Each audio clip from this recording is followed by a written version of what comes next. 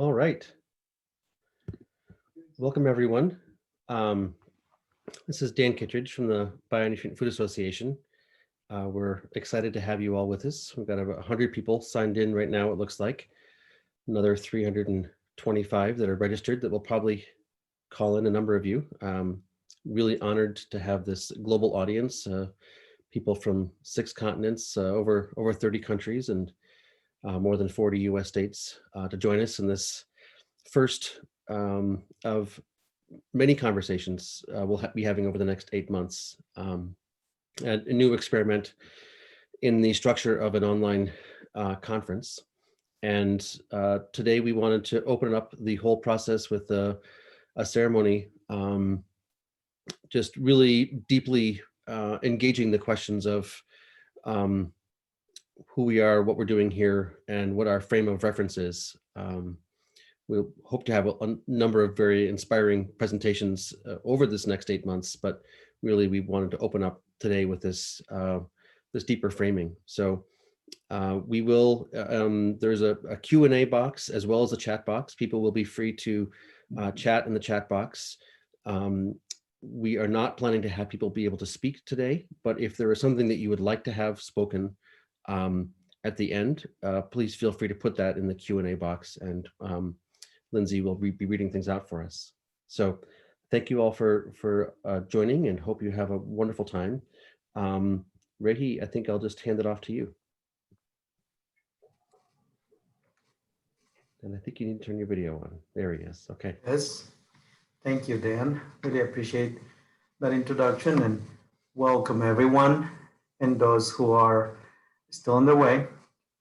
We will be starting with a reflection, and after the reflection, Luis Marcos, one of the spiritual leaders of the Guatemalan Mayan community in the United States in exile, will be following with a ceremonial invocation following the energies that belong on today's calendar of the Mayan people. This first part is just a reflection. So if you have access to your screens, I'm going to put it on the screen if you want to follow. We are going to primarily trigger a lot of questions and a lot of meditation with these statements. And we hope that you feel challenged, supported, and in your own growth. We gather today as creatures of indigenous to the earth. We gather to claim our roots and to realign our bodies, minds, and spirits with the elements of the earth, the source of our energy and the foundation of our being. We recognize that independent of our individual and collective beliefs, traditions, and ways of being, defined by our cultures, native lands, struggles, and successes, we are at the end simply highly organized forms of energy that came to be because of the magnificent process of evolution. We recognize that we are organisms of the earth, no more, no less than all the other organisms that evolved along us as part of the earth's evolutionary process over billions of years. We recognize that all organisms on earth are dependent on each other and the ecosystems that they have shaped over millions of years. And that as human organisms, we too depend on all ecosystems that have evolved along with us. That we are part of the diversity of life on the planet, not outside of it, and that we depend on all life forms for our own survival. We gather knowing that we have sought to colonize every corner of the earth, that our actions are counter to our own interest of permitting the evolution of life to continue, and that we are on a journey to claim our indigenousness to the earth and to correcting our colonizing ways so we can again live and let live. We recognize this is a journey that will require courage, a full-blown intellectual insurgency of global proportions, paradigm shifts, and that it is not to be traveled alone, but collectively. We come into our individual and collective journey with intention and commitment, with integrity, dedication, patience, and ancestral innate wisdom that comes naturally when we allow its energy to flow within, through, and among us. We gather with the purpose of working collectively to reverse the negative impact of ways of thinking and doing things that result in social, economic, and ecological degeneration. We accept that we are part of a colonizing system, but come to this gathering with a true commitment to further understanding these issues and developing plans and strategies to heal the living systems of the planet, especially our own humanity. We recognize that we cannot do this without a clear mind, without integrity, and without self-awareness of our own complicity with degenerative ways. We recognize our complicity in perpetuating a colonizing system centered on extraction, exploitation of nature, people, and animals, a system that disregards our own dependency on creation. We recognize our complicity with racism in agriculture, and we commit to identifying, exposing, and dismantling structures of racism and discrimination. We recognize our complicity with the global system of power that generate the conditions of injustice, the displacements of Native people, the mass oppression of and exploitation of migrants for the sake of profit and cheap food. We recognize that the system that is destroying the planet was built by and is supported by our collective actions and the infrastructure we have built. And we also clearly see that a different system is possible, and that just as the current one was imagined and then built, we can also imagine and build a different one more reflective of our indigenous self and less of our colonizing self. We commit to making this gathering a safe space for all expressions that seek to find a path to indigenization and decolonization. We commit to peace, tolerance, and to focusing on the common goals and objectives, while recognizing that we are unique individuals and organizations, that we also have differences. We commit to letting those differences also be expression of our own collective diversity, and to support each other as much on the common areas as we will seek to collectively collective impact and in our individuality, so that everyone feels validated, welcome, and supported. With that, I'll pass it on to Luis Marcos, who will lead us on an invocation. And so, good afternoon from the sacred homelands of the Omaha Nation in the Midwest of the United States here, the state of Nebraska and Western Iowa, the traditional homelands of the Omaha. It's a distinct honor to be here, to be asked and to say a few words in prayer. It is my understanding that there are many present from all 6 continents and 40 states within the continental United States. Today in the sacred calendar is Uhebchech. It is important to honor the 4 cardinal points, the east, the west, the north, the south. And this technology that allows us today to also hear one another and connect with one another. We are here at this sacred place on the sacred land of the Omaha Nation. The Maya cross representing equilibrium. We ask for our mental health, our physical health. We ask for spiritual health and emotional health. Today,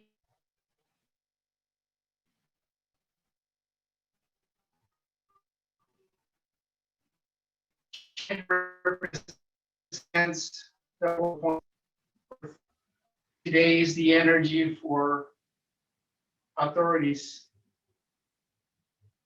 Today, as leaders, we are asked by our ancestors to step into our powers, if you will, and heal our common humanity, heal Mother Earth.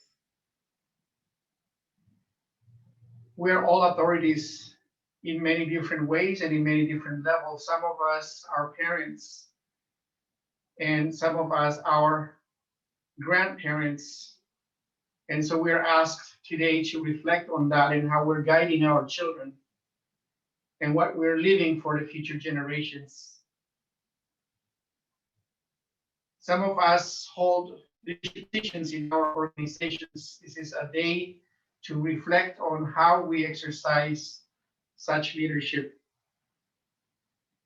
It is also a day to pray for elected officials. And it's a day, most importantly, it's a day to pray so that governments of contemporary states have a working relationship with governments of indigenous peoples based on the principles of justice and mutual collaboration. Let us then join in prayer and say, Mamin Chikai, Pishan Satkan, Pishan Satror.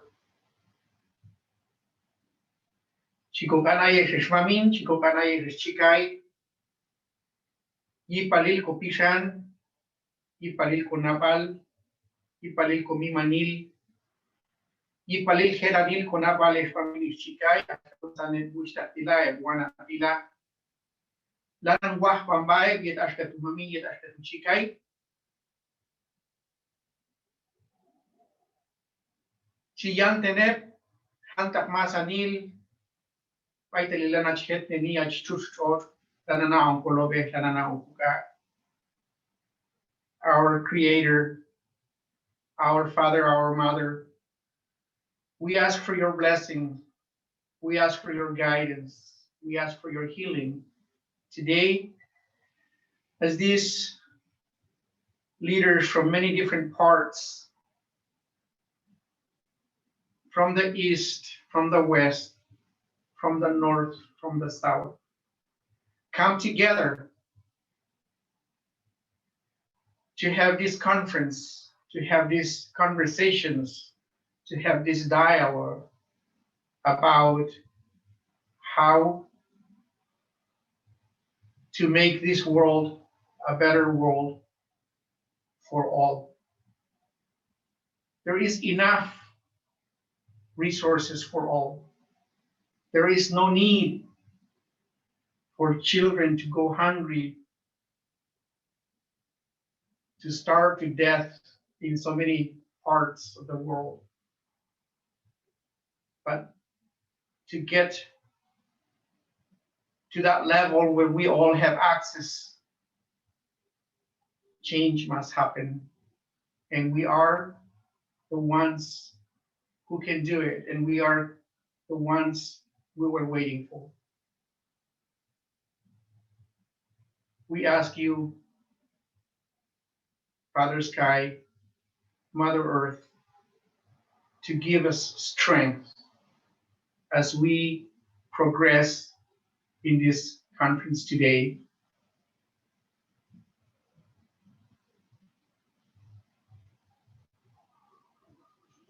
Thank you for the honor to open this conference. And I wish you the best, and I certainly hope that we connect pretty soon here.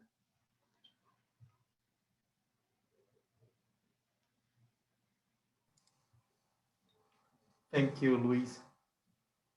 Thanks for the inspiration. Thank you. And Chris, we're going to move on to the next stage here. We have divided this first day into three main components. The first part, which we have now concluded with Luis's invocation. The second part, which is a exercise in decolonizing and indigenizing the mind. And the third stage, which will become a community expression. So, Chris or Dan, would you like to give again the instructions for how people are to participate? I'll give you a few seconds here to intervene, and then I'll get back to us. Yeah. So the idea is that people should feel free to chat in general on the chat box, and that if there are thoughts, inspirations, feelings that you would like to share or have shared publicly by being vocalized, to put those in the Q&A box. So as Rehi's working us through the brilliant insights that he has to offer, if you feel inspired to comment, the way we're going to be framing it is that, you know, put those comments in the Q&A box, and then we'll read them out at the end of the time today. So I think that's basically it. Thank you. And including your, I'm assuming we can see your name, so that, and Lindsay would be taking charge of giving that voice. And as she does that, she will be merely representing your voice because of the way we are having to do this technologically. But it is your voice. There will be no question and answers per se. This is not a top-down lecture. This is a place for sharing and for exploring our own innate intelligence. That's the foundation of decolonizing the mind. So there will be, nobody will be answering anything. It is for everybody to have an expression based on how they feel inspired and how they are finding their ways as we go through these exercises. So I will be sharing my screen to guide you through this process that we have followed here. And by we, I mean many individuals, over 150 of us who are now part of the regenerative poultry system, and that has allowed us to practice these ancestral ways of thinking, of knowing, and which we have brought directly into engineering processes and farm designs and system level design, economic design, governance, and organizing, and all of that. So the critical thing to understand is that as we say regenerative agriculture, when I say it, it is the representation of an ancestral, an indigenous way of thinking, of being, of knowing, of relating to the rest of life on earth. It is not a practice on the land. It is not something reduced to a single icon or a market claim or a label. It is a way of being. That's regenerative. And so that's the ancestral way we understand that. And so regenerative agriculture for us simply is, if you are either applying it or you are not. It doesn't matter. It cannot be validated by the conventional system. It is not something that we want even to be validated by the conventional scientific community, which is the same scientific community that validated the very system that today is destroying the earth. Morally, that community can follow and can incorporate regenerative into their ways. They are welcome to, but they lost the moral authority to validate indigenous ancestral ways. Decolonizing the mind, indigenizing our ways is clearly, and it is truly a path to regeneration. We skip that and we end up reducing and whitewashing the concept, the ancestral way of thinking, which is given to us, not by current generations or the last 3 or 4. This is a way of being that has been preserved by native communities across the world, and that is responsible for having preserved over 80% of the biodiversity on Earth on around 20% of the land, and by over 370 million Native communities that continue to practice these indigenous ways. Without that effort, and without them having, many of them died and fought and struggled to keep those ways of doing things and being and thinking, today, none of these folks who are coming into this space would have access to a lot of this knowledge if it weren't for them. They are the true authors, and they're the ones who we owe this knowledge and this wisdom. And it is just fair that we recognize that anywhere we are, just at the same time where we recognize where we are physically. I am right now in the land of the Maya, in the land of the Cachiquel people in Guatemala. And this is where I'm transmitting for. I currently live in the Lakota territories in Minnesota. Two things we need to understand before we can keep going forward. First, what does it mean to be indigenous or to indigenize? This is a process of self and collective reflection and conscientization that results in a way of seeing, comprehending, learning, interacting, and working as part of, not with, Earth's natural systems and with each other based on an identity that reflects our dependency on natural living systems, a process by which we take on our responsibility to preserve, respect, and protect the evolutionary processes that generated the conditions that allowed for the emergence and will ensure the preservation of diversity of life on the planet, and that includes our own. Everyone can be indigenous. Indigenous is not the same as being a native of a territory. We are all born indigenous of the elements of the earth. That's what makes us indigenous. Now, whether we practice that which we are born with, that indigenousness, that's another question that we need to reckon with now. Decolonization, on the other hand, is that process that results in the transformation of ownership, control, and governance systems and structures that currently are responsible for perpetuating the profit-driven extraction of Earth's resources and the appropriation, destruction, expropriation, and extermination of indigenous-centered cultures and resources and the disruption of Earth's living systems. It is a process that results in the application of modern expressions of ancestral indigenous ways that place the living systems of the earth front and center as we define and plan the future of humanity. That is decolonization. It's not the return of a colony to the communities. If the colonization systems are still there, that's not decolonization, which is a way that has been defined. Now, these are key outcomes that we need, indicators that we need to become familiar with as we examine our colonizing culture. First is the fact that we accept the, I hope that didn't interfere with my presentation here, the acceptance and perpetuation of extractive and exploitative practices. The community, social, and economic independence is compromised. Legitimization and legalization of violence against anything that is counter to the system, such as ancestral traditions and knowledge, culture, food sovereignty. The legitimization of abuse of government-sponsored corporate takeovers and market manipulation. Concentration of ownership and control of whole systems, from land to market. Systematized repression of indigenous knowledge and science, which results overall in the uprooting of spiritually grounding traditions, individually racing to the bottom, consumerism, climate disruption, ecological collapse, war, conflict, disease, and social breakdown. Those are the key outcome indicators of a colonizing culture.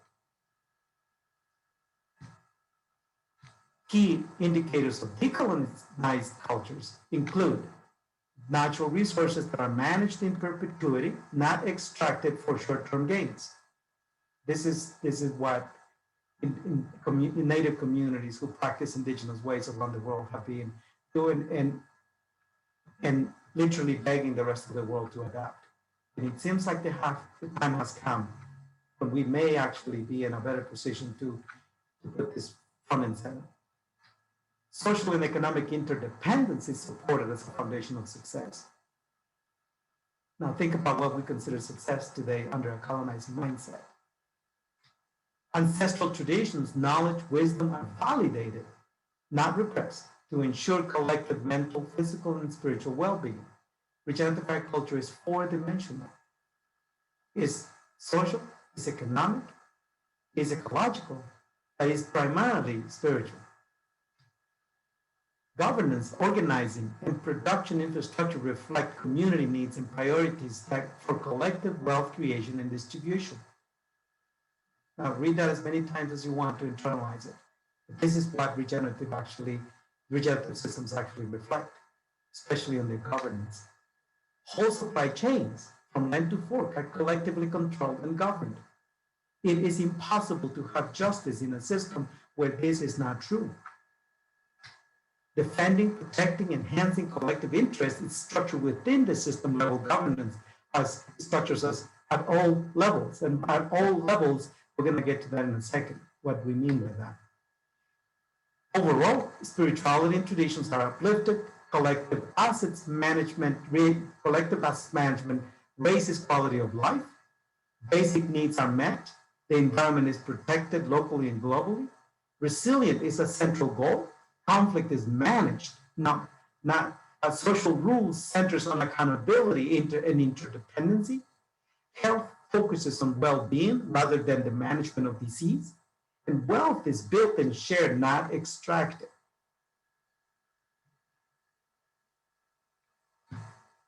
Understanding the colonizing process, place yourself whatever you want on this and then reflect on it. First of all, there is a step of discovery that always happens. Whether it's a new idea, new land, new people, a new concept, a new story, there's always that discovery, that urge to go out and do that. Then comes the naming of the discovery, whether it was America, whether it was the Indies, whether it is the concept of regenerative. That's the next step. Normally, we go from that to appropriate and expropriate. Most of the time is legally. Sometimes it's just because there is bullying going on and that is taken, such as land grabs, trade rules, copywriting, trademarking, branding, patents of life, certification schemes. These are ways we appropriate and expropriate this ancestral knowledge and ways from indigenous communities and from each other. We standardize and scale repression, ownership, and control systems, whether it's through policies, corporate personhood, legislation, privatization of the commons, armies, I mean, you name it. We have more expressions of how we do this than anything else that we could probably think about. We build systems to repress indigenous thinking and attempts at re-indigenizing ways of living and intellect. Scientific invalidation or co-opting of indigenous knowledge, that's one way we do that. Subsidizing pseudo-solutions at the cost of real permanent well-being and progress. I mean, just look at some of the large, super rich individuals right now putting out their pseudo-solutions that they invented somewhere, yet around the world there is literally hundreds of thousands of real and permanent solutions that generate well-being and progress that are being isolated and discriminated against because of those pseudo-solutions that are being put out there. That is important for us. It's important for us to understand how colonization expresses itself all across our culture. But then now let's understand what decolonization means.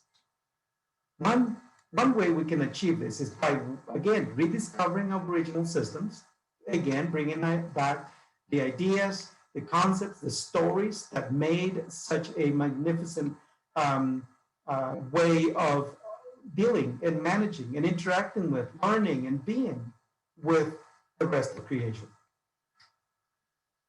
Renaming, reclaiming, and resecuring, whether it's the concepts, the ideas, the stories, the land, the lakes, rivers, rituals, traditions, you name it. There's so much out there that is going away because we have not adopted, brought it back, renamed it, reclaimed it, and resecured it. Then we need to rebuild community governing and protection systems. Fortunately for us, many Native communities across the world now are re-indigenizing their governance systems. They are governing holistically. They are organizing by sector specific, which call affinity groups. They're validating those efforts, and they are backing up their local governing councils so that as they aggregate, they are increasing the ability to rebuild community governance at a much larger scale. This is true from Guatemala to Colombia to British Columbia, where we have observed this firsthand. We need to standardize the processes to reclaim and return Aboriginal systems to their original purpose, which was the support of holistic thinking, the appreciation and enjoyment of life, and the design and engineering to ensure the full expression of all living organisms. That's really the original purpose. It was not about extraction and profit. Expand and organize new systems. We need to scale up organizing. We need to localize, from a localized, regional, and nationally. We need to aggregate those representations and that organization, and eventually build what we are calling the governing councils so that we can develop a US-based and then global regenerative agriculture Congress, or a governing structure that can allow us to govern on the basis of these ways of thinking and on the true concept of regenerative thinking.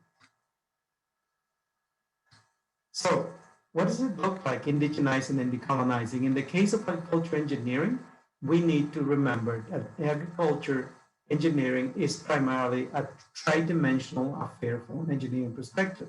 And from a living perspective, it's a four-dimensional affair, where the ecological, the economic, and the social are governed by these spiritual principles and our commitment to supporting life on Earth. Basically, the triple bottom line that everybody talks about is only possible if we start with the spiritual. Without the spiritual, the triple bottom line has no foundation.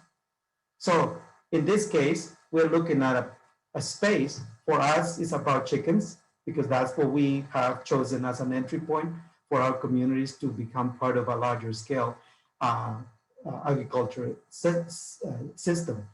We see the land not as a flat piece of surface, but rather as a three-dimensional space on which we manage not production, but energy transformation. And for that to happen, we start way below the ground and we go way above the chicken so that we can actually integrate the full potential of a space, and we allow for the full expression of all forms of life that are supported by that transformation and flow of energy. And out of that flow, yes, we harvest some in the form of chicken, eggs, vegetables, fruits, corn, other things, multitude of things. But that is a harvest of energy, not a production of anything. When you see the chicken in our system, this is what you see: the chicken, the forest, and all that goes with it.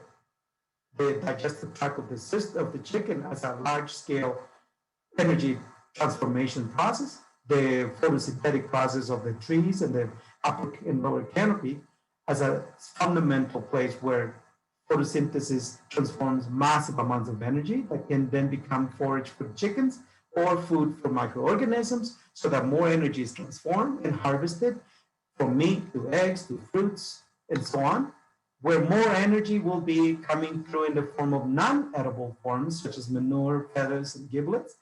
Those can be maybe not edible to us, but they are edible to other microorganisms, which then transform that energy into sources of nutrients for grains, vegetables, and medicinal herbs, and a multitude of other diversity of life, which some of it becomes part of our plate, some of it becomes part again of the supply or the energy flows that goes back into the system again, with an average harvested energy of no more than 30 to 40%, and 70% of it going back into the system to become the energy seed bank for the next cycle.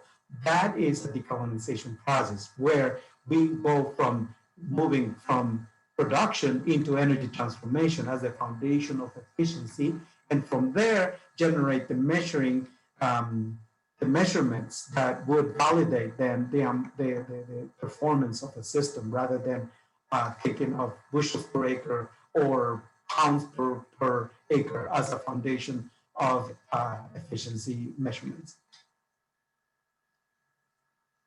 Now, if you take the chicken and put it within a landscape view as an economic foundation, then you will see that you have the chicken gives way to poultry processing facilities, egg processing facilities, manure management facilities that then become the source of energy for vegetable production farms, which also the processing facilities for the chicken generate byproducts that can be consumed by meat-eating animals such as fish, and on. The structuring not of farms of production, but rather of enterprise sectors that then allows us to conglomerate and build regions that are fully integrated so that they can be holistically managed, but also governed.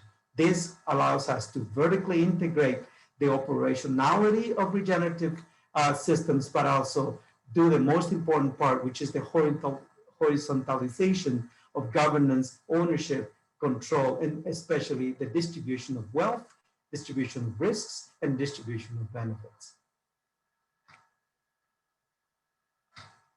If you were to look at a diagram of a decolonized organization, this would be, or ecosystem, this is more or less what it would look like. In the outside would be many expressions of egg, broilers, turkey, and other producers. And the next level will be their representative councils. In the next level would be representatives of those councils coming together based on affinity. And in the center would be the actual either Regenerative Poultry American Congress or Global Congress, or the Regenerative Agriculture Congress of America. That is the only place where we should allow certification, standards, the development, and overall governance of the system to happen. If we remove it from there, we are colonizing it and we are extracting it from the original ancestral way that this is supposed to have been done. So I'll leave you with a final mantra, if you want to call it, to remember. So if you farm, but be a producer no more. Be a steward of energy and transformation. Engage money, but be an extractor of wealth no more. Be a partner and ally. Work for justice and equality, but be a savior no more.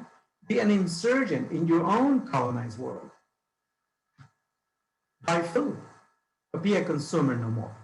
Be a steward of your body, mind, and spirit. And because of your choices, the whole supply chain will change. The end result is an actual regenerative system.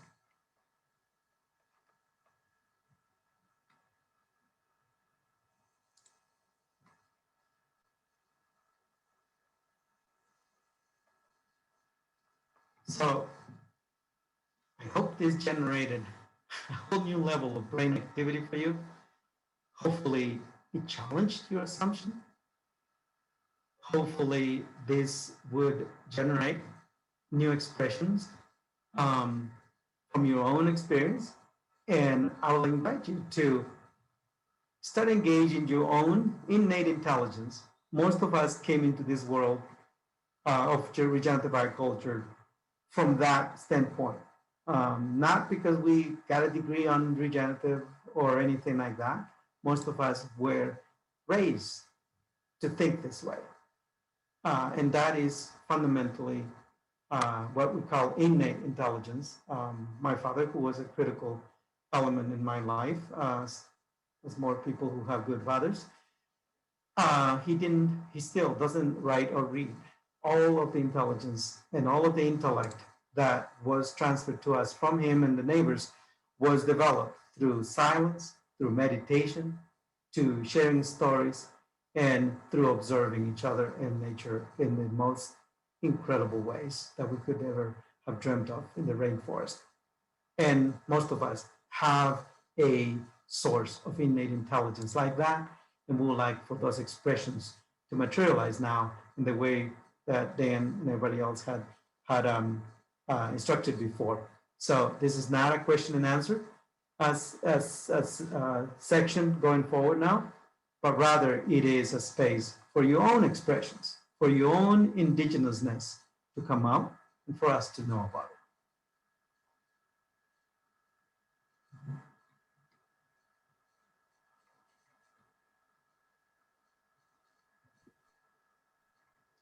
So Lindsay will be reading those expressions as they come in, and we'll see how we go, how we do from here, Dan. This is unexplored territory, by the way.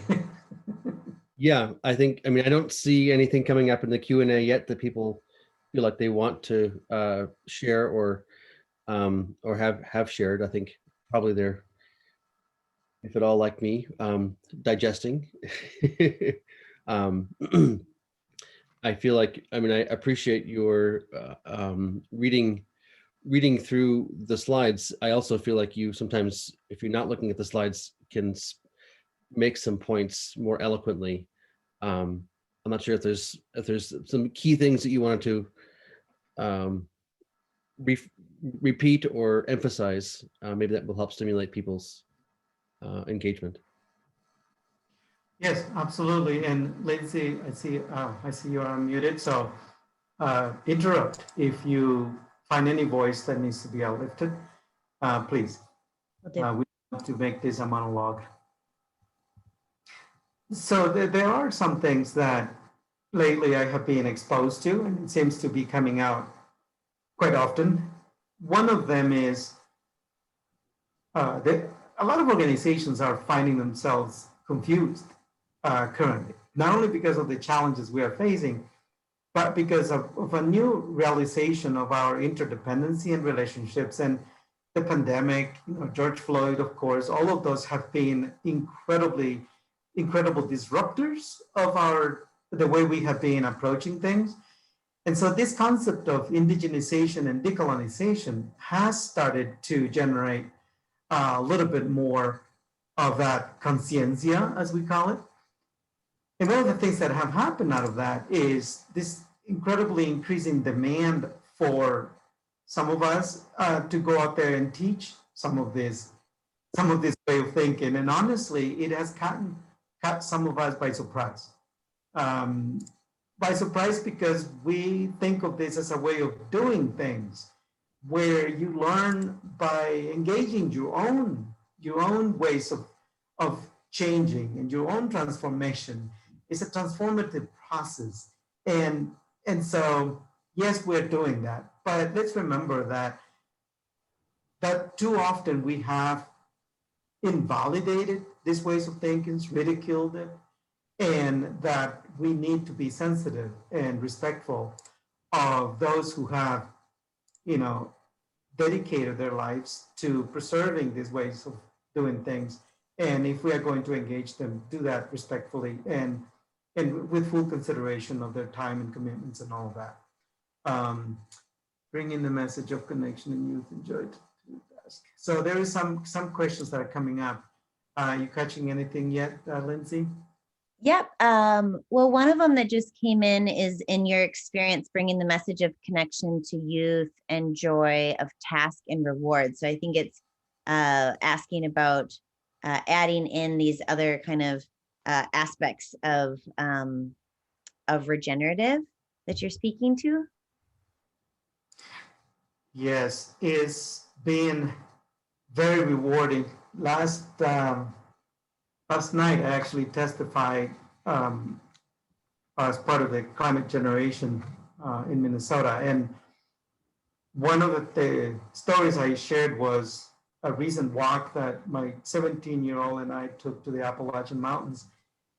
And he had asked me, I had asked him, why is it that so many youth are disconnecting and choosing to disengage and sometimes even, running on drugs and finding other ways to cope with the current state of the world. And he said, just with not much hesitation, I'll paraphrase because I don't remember the exact words, but he said very much, we have we have been left with no choice. You and your previous generation left us a world that is a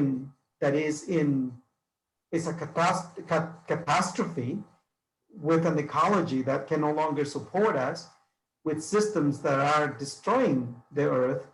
And where are we supposed to find hope in all of this? Of course, we had 17 days and 125 miles to process that, and that was a blessing.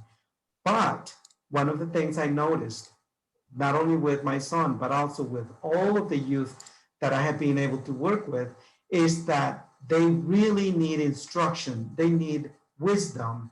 They need sacred instructions, as Sherry Mitchell put it in her book, Sacred Instructions, is about decolonization of the mind. And if you want to read further into a lot of this, Sherry Mitchell presents a very, very deep and unique perspective. And with the way she posed it also is the way we need to be posing it to the youth. And to engage, we must first answer the question as to why. Why, to what end? And to what end? You know, the world is not going to end. Their kids, them and their kids are going to be here. That's the end to which we have to engage. But also understanding that they don't have the tools anymore. We also stole the tools, and we built infrastructure that prohibits them. It keeps those who want to return to indigenous ways from actually activating. And that's what's frustrating youth, to the extent that we can generate these kinds of instructional manuals, even, you know, places of learning and places of meditation, and to developing that true intellect, more youth will be engaging. That has been our experience. And right now it's looking much better than it was even 2 years ago. So anyway, I think I expanded too much on that. Yeah, so just a few more, I'll just voice a few more things that we're seeing here. You know, one is one of the reflections, this is from Jeff Parrott. One of the reflections I've been having over the past year is what has been called cultural appropriation. I think this is often said in reference to commercialization as opposed to adoption. How do we address this if we expect to propagate regenerative practices? You know, I think that's a great reflection. So much of what we have in agriculture has been appropriated, and in order for us to indigenize, I think that's a wonderful thought for us to think about. Couple more, particularly, this is from Mini Hands Organic Farm, particularly white Americans with the European heritage often feel overwhelmed by guilt just for having grown up with our white privilege. Can you speak to how those of us who come from that heritage can dissolve that guilt and move forward, and perhaps get in touch with their own agricultural heritage, wisdom, and intuition? In my perspective, guilt is a colonizer's way of limiting the full expression of those who want to do something against colonizing systems. Guilt is an inhibiting power. Guilt is useless. Guilt is simply not an appropriate way to express our complicity with the colonizing systems. In fact, it is the complicity should be a motivator for us to explore further how we can more fully be ourselves. This is a space where we could do, and hopefully you will reach out, and many others will reach out, and we can explore this further. Because one of the very things that I taught my children and anybody else that I come into connection with is that what we do with our privileges, because remember, privilege, we all have privileges. I am a very, very privileged person. I am privileged of being born and being raised in extreme poverty. That's one of my greatest privileges, because that taught me the value of being practical, of being deliberate, of speaking with honesty and with the truth. Now, that is a privilege that a lot of white privileged folks don't have, because they grew up in an artificial environment.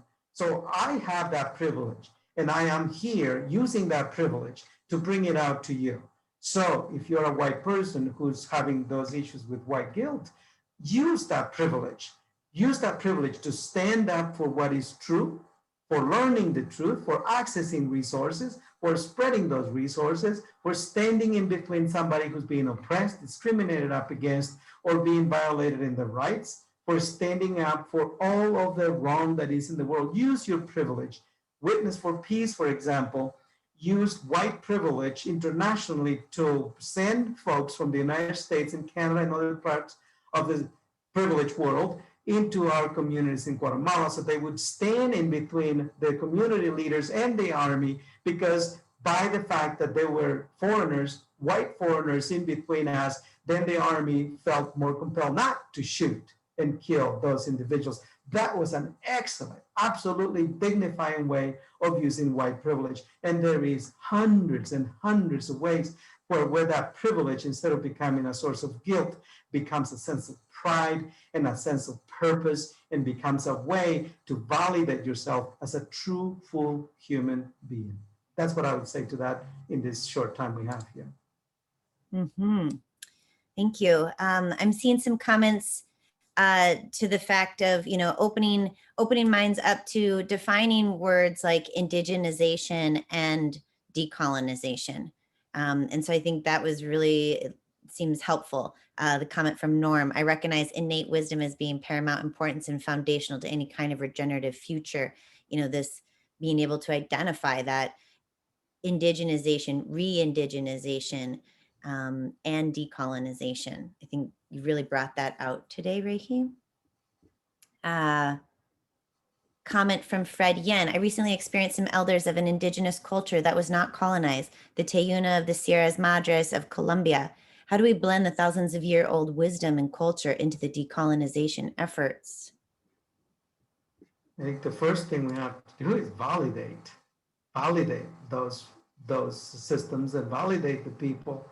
And to the extent that they have suffering that they recognize and they're asking help to be supported, that we recognize that, and that we bring those who have extracted their resources to compensate them and to, deliver some of the benefits that they have extracted, so that there is accountability. But especially, I think, the validation of that. And not only the validation of it, but if it's going to be validated and then used for other purposes, that the use is also compensated. Just like I was saying about so many folks who now need to be trained on indigenous ways and decolonization, there are resources to be exchanged as well. And wealth, capital, all of that those are tools that can be used to decolonize. I mean, decolonizing wealth is a real thing. And the way we decolonize it, in part, is by bringing in some ways capital, and in some cases even technology. I mean, a lot of indigenous communities who have held ancestral ways of doing things also understand that evolution is real, and they themselves embrace that and are willing to evolve. The key is not to allow for the imposition of extractive systems, because that's how we are using technology and other forms of so-called progress today.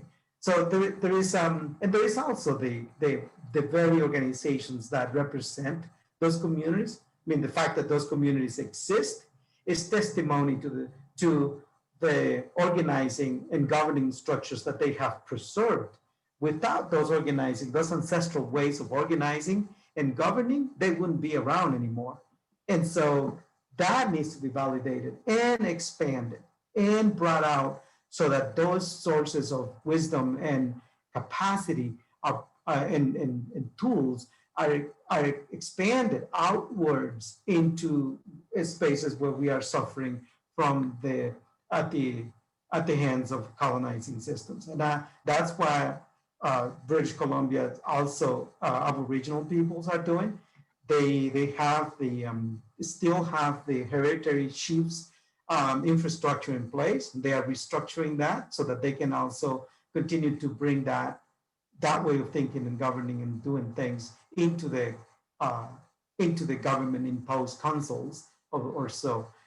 So there's a lot more to it, of course, but there is a validation process that is happening. There is a resurgence of some of those Aboriginal ways, even in communities that were not left intact. And those that were left intact can and should be validated so that we continue to learn and to change the ways we do things outside of those communities. So not saying that we should leave them isolated and alone, but we definitely be fully respectful of the fact that they are there because they have ways that are much more sophisticated and that are more representative of the humanity that we all should aspire to. Yeah, so I see a couple related comments here. So one, Fern Bradley in the chat said, Rehi, did you use the term four-dimensional agriculture? That is a wonderful way of conceptualizing regenerative agriculture. And I know you added that the fourth, the spiritual, to our three-legged stool or our triple bottom line. And in understanding that four-dimensional agriculture, we have Sarah Rose Kareem here saying, peace and thank you, Reginaldo. Can you speak on some of the ways you tap in to a higher power or innate intelligence while engaging in the work of regenerative agriculture in so-called production farming? What does this look like for you? Or do you have any practical suggestions for us to be able to work from a place that is connected to a higher intelligence rather than relying on our own limited understanding? Well, first of all, recognize that you are not limited. First step, the mind doesn't open up if you condition it to be limited. So take your time and practice, not believing that you don't know or that believing that you can't, but rather believing that not only you can, but also that you have the knowledge, just haven't discovered it yet. That's another way to put the process of learning. Practically speaking, there are many ways we can access the subconscious and the amount of knowledge and wisdom we already have that is normally just dormant. And this is real. This is, scientists are talking about this, have been talking about this for quite a while in the context of innate intelligence. So, and remember that some of our intelligence is inherited. We pass it on.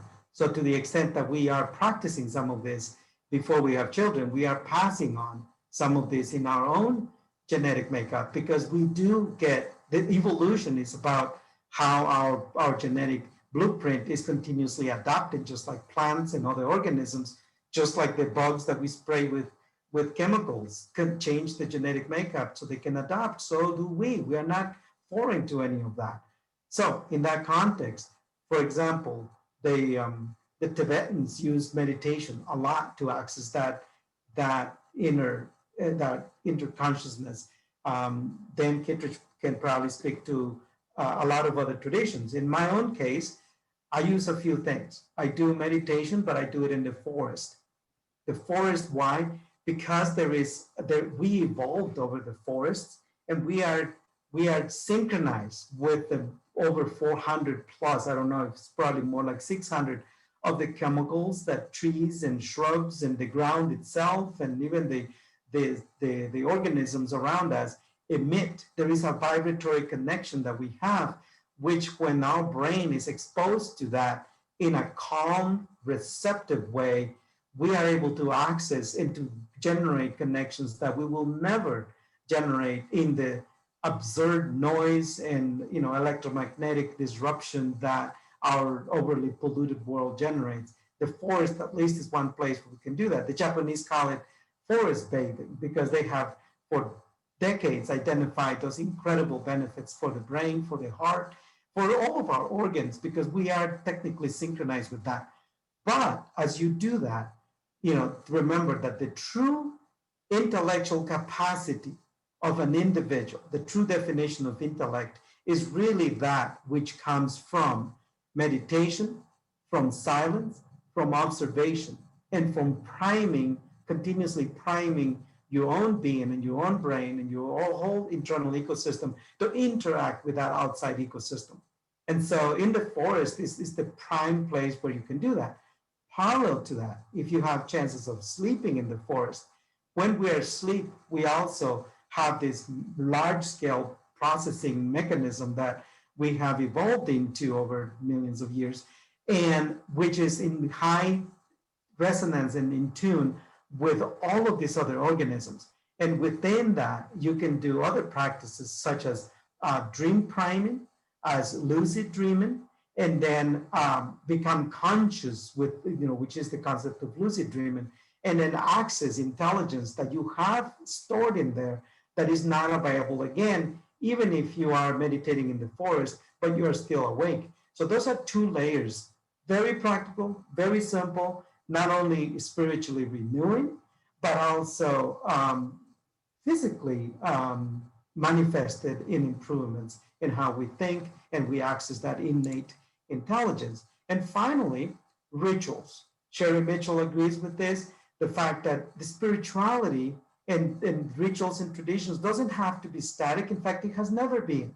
The incredible colors and dances and all of the stuff that we see today in a lot of the native communities, indigenous traditions and ways, that didn't start that way. They evolved. Maybe it was a 2 steps or something in the, many hundreds of years ago, and it turned into a full dance later. Maybe it was just a few feathers at the beginning, turned into a full headdress later.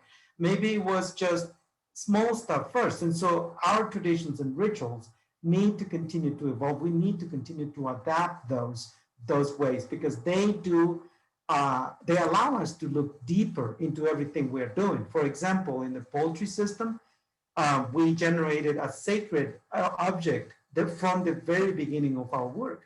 On the top of a diamond willow staff, which we collected from a native community in northern Minnesota, we brought that sacred object, which is, the diamond willow being sacred to those communities where we now reside, the hazelnut being the center of our poultry system because of the forested nature of the blueprint of the chicken. We put the hazelnut on the top. And that represents the upward way of reflecting our three-dimensionality, the three-dimensional way we see the space we work with. Then, on the 4 cardinal points, we put the corn and the beans, which represented the union of the North and the South. Corn being in our expression from the North and the beans from the South, even though that was already interlaced. Then we moved on and put all the rest of the symbols to reflect not only the 7 cardinal points as we understand them. We spoke about the 4, and then there is the above, the below, and the center. And that gives you, in a spiritual form, and a sacred object gives you the expression of the system itself. And as you do that, you unlock so much more innate intelligence that would not come about without that process, embracing that process and believing in it. And so at the end, the sacred object became the spiritual expression of the three-dimensional space we work with. And that is practically how we have accessed this way of thinking and restored it so that we can permanently change the brain, the pathways, the neurological pathways in our brain, and so that we don't go back to that, to that colonizing nature that we are born with, and that it begs to be put out because it likes to be out because it's enjoyable. It chases control, and control is also in our nature. I mean, that colonizer is right in there just waiting for an opportunity. And this is the way to balance it out and to not to allow it to destroy all of the wisdom and capacity that we are born with and we are supposed to express in our lifetime. I know that went a bit longer, but I know you wanted some real examples, and I hope that helps you. Thank you. It looks like in the question and answer, people are really thankful to be thinking with some new lexicon, with some new definitions in language, to be thinking about decolonization and re-indigenization. We have a comment here from Autumn Almanza. Thank you for the wonderful presentation. Looking forward to future regenerative councils in the USA. This is a path forward, needs more attention in the mainstream ag discourse. However, it could be easily co-opted by industrial interests. How can farmers, gardeners, and customers engage in larger discussions without tempting colonist pollution of their important ideas? What can we do to avoid the outcome of a quote unquote brand in regenerative ag? Yeah, see, is the danger is always there because, again, we are born both indigenous and colonizers. and it is the one we support and feed, the one that dominates. So, but if you look at the inclusivity and the multiple layers of safety nets that ancestral ways of organizing and governing were built with, it's not like they that as if they hadn't worked and that they hadn't worked at a large scale. Remember that before the colonizers came to the United States, the whole continent was managed, literally managed by all of these native communities in a way that was continuously regenerating, but it isn't as if it was untouched, wild, or any of those colonizing terms that came to dominate the lexicon. The native communities used indigenous ways to manage the whole continent and do it for many thousands of years before. And so as we look through that, look at the governing structures that they use in the accountability systems. And in this diagram that just briefly showed you, that needs a lot more internalization. And I'm working on another publication now that will spell out a little bit in more detail how the councils come to be, how instead of electing council members, you raise council members. That creates a level of accountability that is not present in the so-called democratic election systems. There is also a circular nature where the individuals who become council members have to also be part of the very community that they represent, so that there is not someone from outside representing the interests of, say, us poultry producers have to be poultry producers, the one who serve in those councils, because they would understand more deeply the struggles and the options and the possibilities and so on of their affinity group. And so the layering gives us a lot of this ancestral way of balancing out the colonizer with the indigenous that we all have to live with. As far as corporations co-opting and all of that, I mean, that's already happening. Our own nonprofit organizations have already appropriated and co-opted and whitewashed this original ancestral way of thinking that we are now has been discovered, and it has been named regenerative, and now is being appropriated and expropriated. And that's inevitable because we live in a colonized world. But what you have to remember is that regenerative ways simply are. Regenerative is regenerative. It's either that or it's not. So you can't call something regenerative, and because you did that, it automatically becomes regenerative. It either is or is not. And so you can brand market claims and all of that. And if we are to do that within the legitimate representation of the Regenerative Congress of America, if we ever bring that together, if we had to do that and brands are part of it, those brands will be the expression of the whole collective from the top down and from the bottom up, rather than being a brand that comes out and takes over the ecosystem just for the purpose of extracting the value through a traditional supply chain managing infrastructure or colonizing infrastructure. So these are the things we have to process, become one with, embrace, and then defend and expand. That is how we will achieve a true regenerative future. And we know how to do that. And wherever we are struggled with knowledge, we can seek it through our own innate intelligence. And when that doesn't work, we go to the elders. There is plenty of them ready and willing to support these processes. And that's how we're going to ensure, to the extent that we can, that the integrity stays within the process here. Mm-hmm. We have an insight from Lenore Brick. If I'm understanding you, I welcome embracing the term indigenous to apply to all humans inhabiting the earth, since the linguistic synonym is innate, and rediscovering that inner wisdom and learning to trust it invites inclusivity. Any clarification that we are all created the same is necessary to cultivate the harmony we long for. And I would like to add for your response, Reiki, about re-indigenizing, but also being able to acknowledge the colonized systems that have made us different, although we are all human, indigenous to the earth, in your answer? Yes, well, let me just say that we're kind of starting to swim in much deeper waters that we will be, and just to remind everyone that we have 3 more interventions. This is a conference that is going to go all the way through August, I believe, and we will be deepening the concepts that we introduced at this opening ceremony and opening platform. So let's keep that in mind, so that if you are feeling like you still have a lot of expressions you would like to bring out and to process, let's keep in mind that we'll have plenty of time.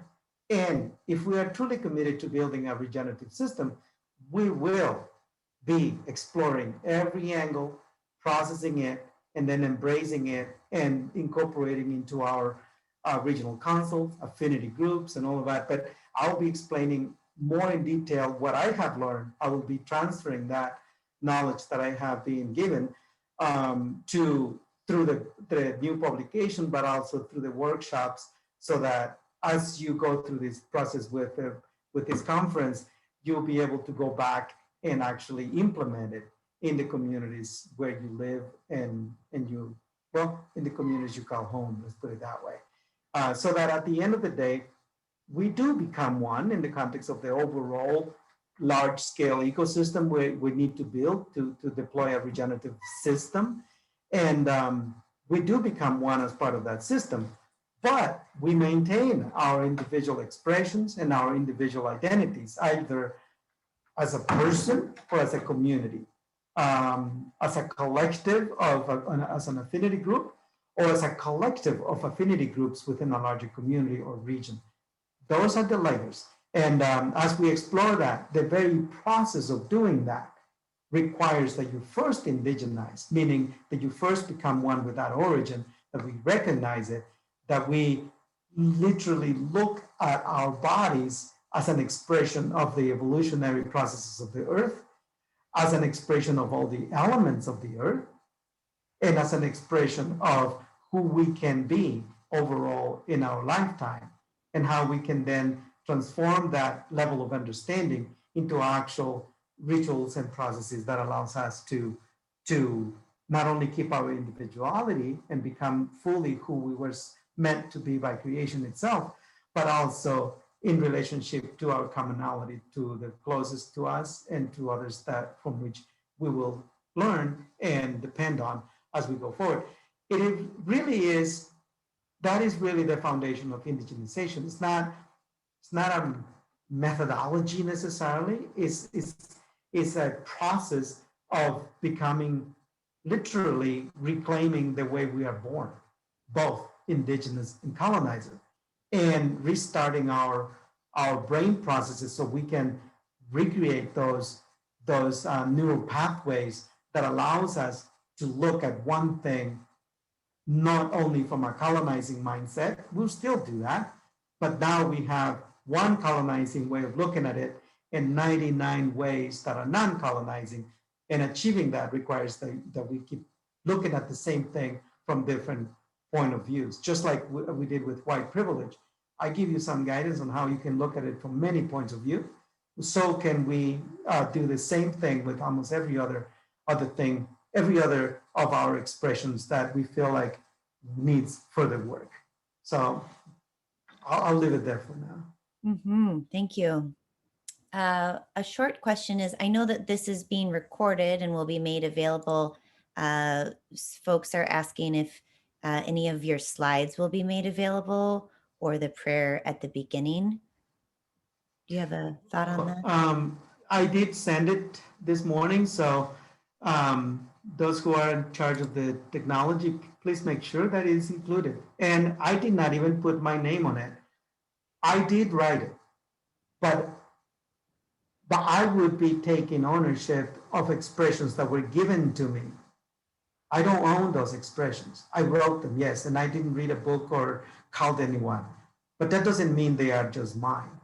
That's who I am, is what is expressed in that that opening meditation. But it is not like I'm the only one who's that way. And I'm not that way because of myself. I'm that way because of communities I've grown with and mentors who have helped me think that way. So I would ask that it is made available, but that it is kept not anonymous, because it is not. It is an expression of everyone who wants to embrace that way of thinking. So call it your own. Just don't appropriate it. I'm not appropriating it, so that you can see how it can be done. And so go and use it in any way you want, and then credit it to our ancestors again, just like I just did, and continue that chain, and let not anyone interrupt it. Thank you. David MC kind of echoes that thought. He says, Reginaldo, your experience of bringing old knowledge back through meditation and attunement, i.e. knowledge is like energy, never dies, just recycles. That related to what you just said.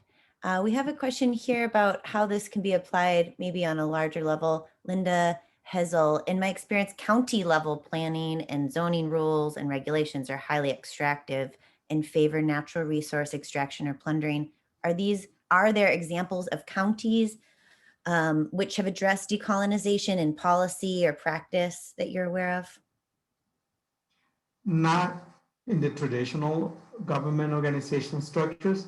There are folks, my own township in Northfield, Minnesota, Waterford, they have fought for the preservation of the landscape, the beauty of the landscape, the farming characters and all that, which is, to their credit, is a step towards that recognition that life needs to be there, needs to continue, not just pavement and roads and shopping malls. But to the extent that a county or a township has transformed the whole set of policies and indigenize them and decolonize them, I don't know of a single one, except within fully what we call liberated territories that have been reclaimed by the native ancestral communities of that area. And to that end, we know of at least a couple dozen directly right here in Guatemala and in Mexico and in British Columbia, where this is the way they are planning. But it doesn't mean that they have 100% control, because obviously everywhere we go, the land already has been claimed by some sort of colonizing government structure, so that they are always in the way. But where the local ancestral governments have been restored, that kind of expression is coming more fully into the planning processes and so on.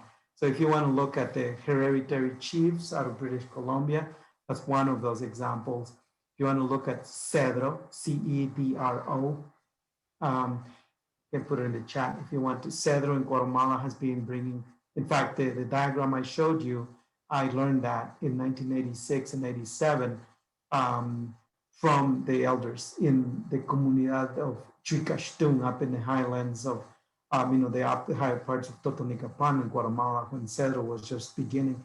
And now they have fully integrated that way of governing and organizing across many hundreds of communities, which are now gaining a lot more power and influence on bringing those ancestral ways for protecting large tracts of communal lands, the commons in that region.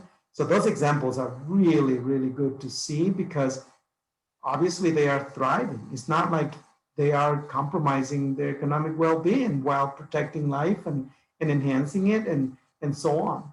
And those are really cohesive communities too, which means the social fabric is strong, which means the kids are healthier mentally, which means the future adults will be also healthier mentally, physically, and spiritually.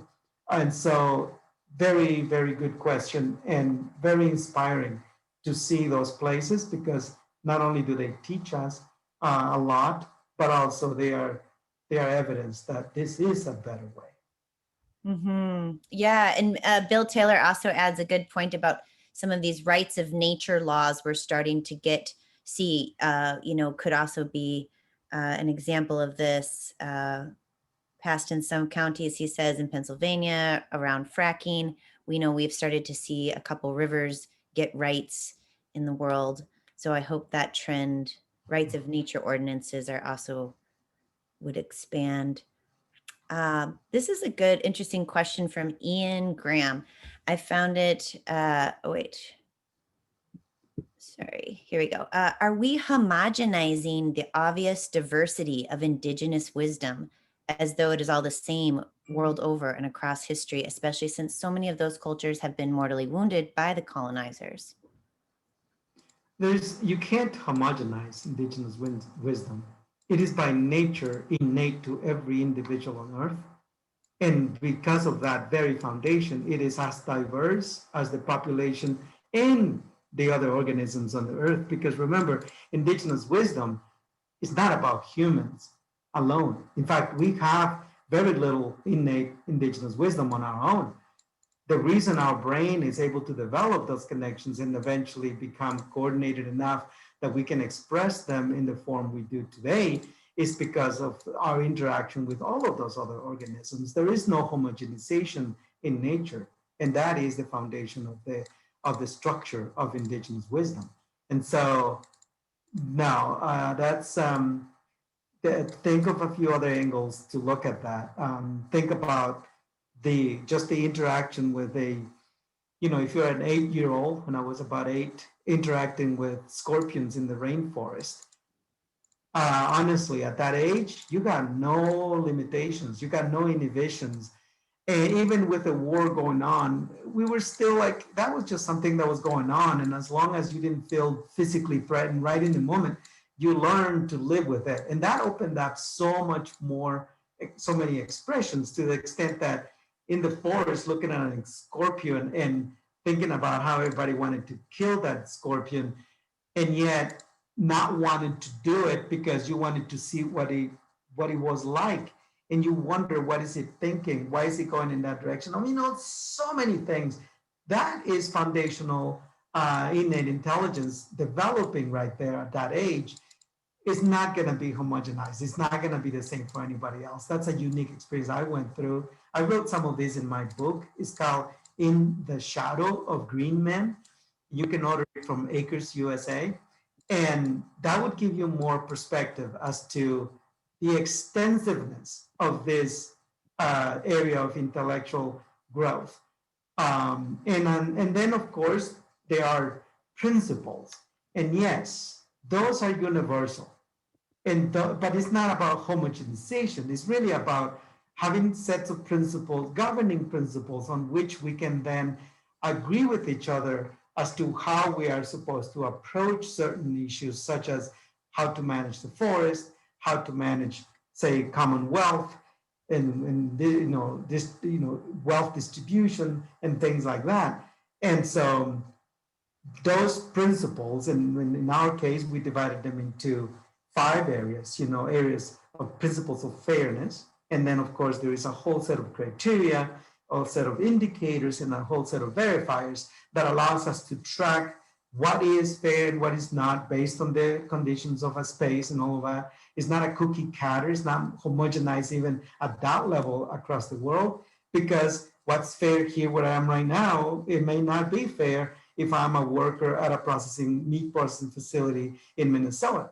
And so that fairness needs to be guided by principles rather than by instructions or codes of conduct or stuff like that. Principles are definitely the only universal sort of governing language that we are supposed to continue to evolve in. And also remember that the ecosystem and the governance of that ecosystem is not only completely inclusive of every expression, because the ecosystem doesn't define who can be part of it and who doesn't. The only organisms that can define if they are or not part of the ecosystem is those affinity groups that have organized themselves because they have found that they are not represented in the ecosystem. And it is their right and it is their prerogative to organize, self-organize, to develop the capacity to represent themselves, and then to integrate themselves into the ecosystem. The ecosystem, by principle, should never have a criteria that defines who can and cannot be there, except on the basis of principles, so bigotry, hate, violence. Yes, well, those are not principles on which people are even going to want to be part of the system anyway. But anyway, I'll leave it at that because this is not the right time to deepen further. Mm-hmm.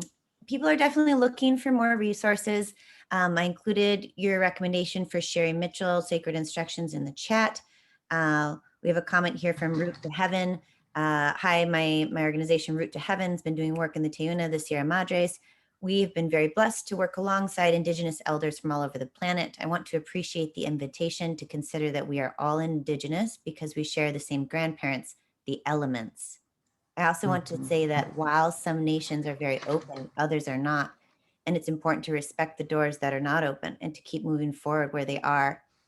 Also, as an organization that works with indigenous nations, I really feel it's important to reconsider what we feel are quote unquote reparations, because a lot of times we think we're helping by offering touristic philanthropic practices, but the real help that's needed to make true reparation takes that honesty, simplicity, and relationship that opens and evolves through mutual interdependence. Thank you so much for this. Really inspired over here. We have a question just, about offerings of a roadmap for how we can move forward in this. And I think what you're saying is that we will be able to deepen this throughout this this convergence, this decentralized soil and nutrition conference over the next 8 months. And folks are asking, is there a platform that we can be in conversation and share our thoughts between our weekly sessions? So maybe that's just for administrators or for Dan to think about, to articulate our new ideas and personal processes that we're dealing with in terms of stepping into these directions. Let's see, I appreciate Carrie Zellman. I appreciate being given some more language with which to express the process of collective awakening and re-indigenizing that we're all part of. Language represents thought and mindset. We need the language to communicate and normalize the collective healing process as we engage in conversations within our communities. For example, being a steward versus a consumer, and more deeply understanding the concepts of indigenous and colonization. Thank you.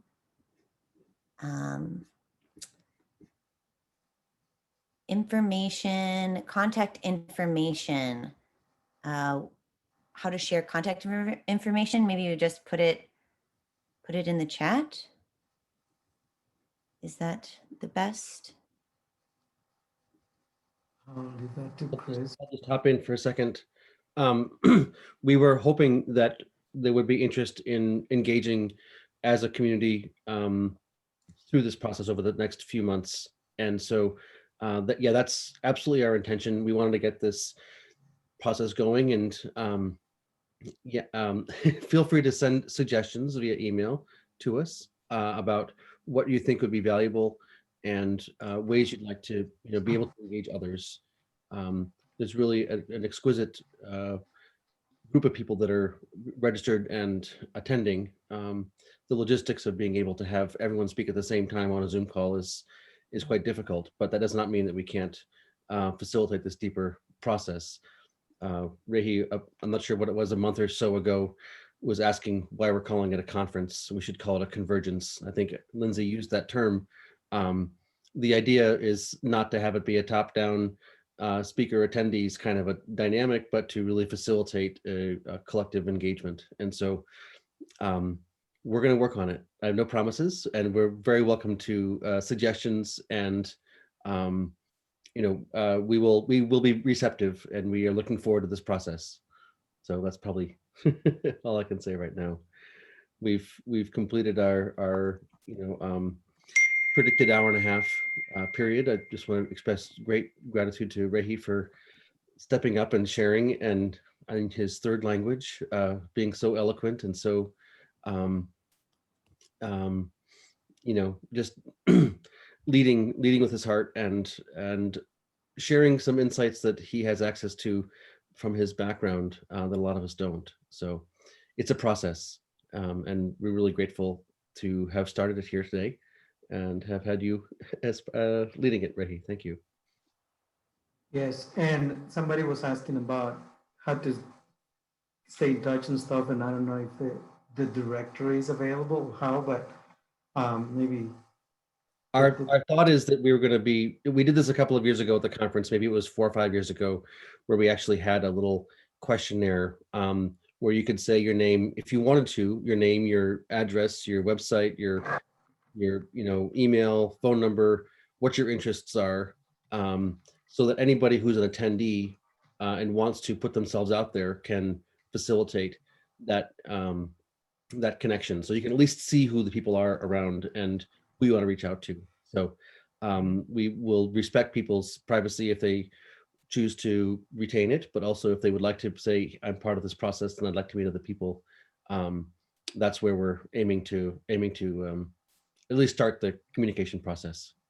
It's been a bit overwhelming, all the registrations and all the logistics, but it's yeah, we're just getting started. So It looks like the chat is very, very active. So, and so we are dwindling now, and I think you are closing. Is that right? yeah. Okay, Okay. everyone. Thank you all very much.